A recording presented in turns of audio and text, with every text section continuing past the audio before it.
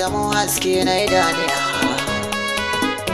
Kai kake haska mini zuciyata. Kin zamo sashen rayuwa haya.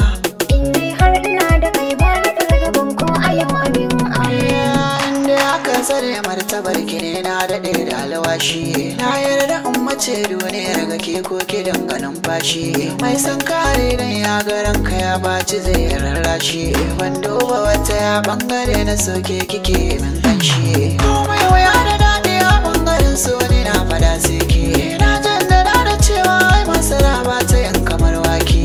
Ni na sanarwa kowa ke ce haroyi na bani in sake. Zan fada rayuwata na fanshi raina kitin da kin kai.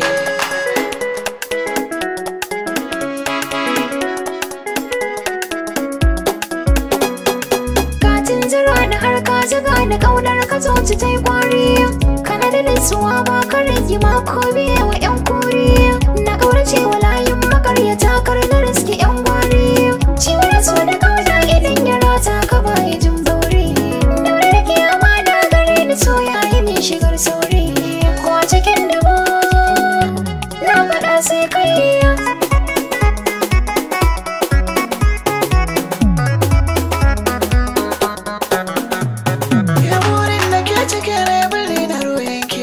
Sarki daga kan ragar su ana yamin fada har da kakaki.